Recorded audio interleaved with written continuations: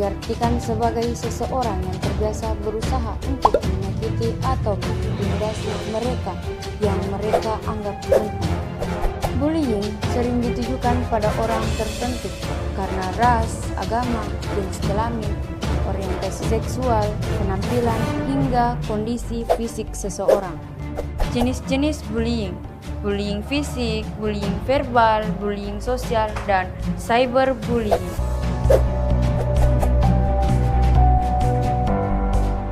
Beberapa ciri-ciri pelaku bullying seperti memiliki keinginan untuk mengendalikan orang lain, fokus pada diri sendiri, memiliki keterampilan sosial yang buruk dan sulit untuk bergaul, kurang empati, sering merasa tidak aman, kesulitan untuk memahami emosi seperti rasa bersalah, empati, belas kasih, dan penyesalan.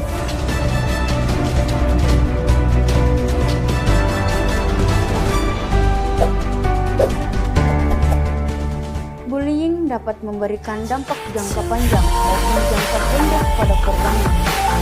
Timbul pemikiran untuk bunuh diri atau melukai diri sendiri.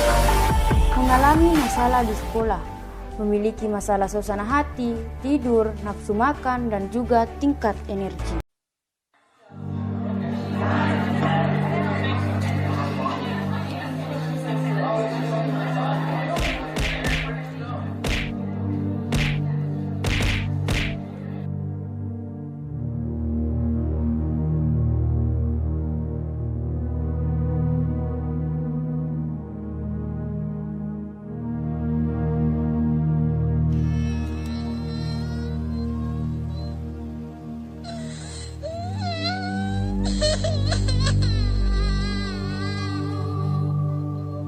Tahukah kamu, kekerasan di sekolah sering terjadi di Indonesia. Dari tahun 2013 hingga 2014, jumlah kekerasan di sekolah naik sampai dengan 16% yang dilakukan anak usia di bawah 14 tahun. Dan itu dilakukan di sekolah. Hampir setiap sekolah yang ada di Indonesia pasti terdapat kasus kekerasan di sekolah. Dari tingkat universitas, menurun ke SMA, lalu SMP, bahkan sampai ke SD. Bagaimana caranya? Biasanya, kekerasan dilakukan dengan banyak hal, seperti secara verbal, secara fisik, secara rasional, dan elektronik. Sebagai contoh, bila ada anak yang terlihat gendut atau berbadan besar, biasanya orang di sekitarnya akan mengata-ngatainya dengan berkataan yang tidak enak. Ada pula mereka yang merasa asik iseng dan membuat si anak culun menjadi bahan lelucon. Biasanya, mereka yang mempunyai ras yang berbeda pun suka mendapatkan perlakuan yang kurang mengenakan.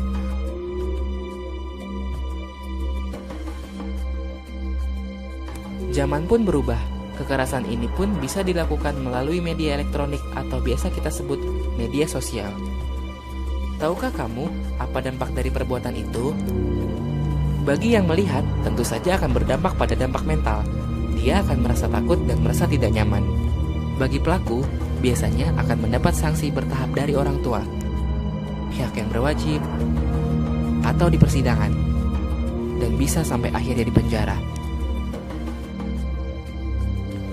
Sebagai korban akan berdampak seperti sering absen dan bolos sekolah, mudah emosi atau labil, sering terlihat ada luka dan memar, atau yang lebih parah, bunuh diri. Apakah kamu siap menerima semua perlakuan itu? Karena jalan kalian masih panjang untuk sebuah kebaikan. Stop kekerasan di sekolah.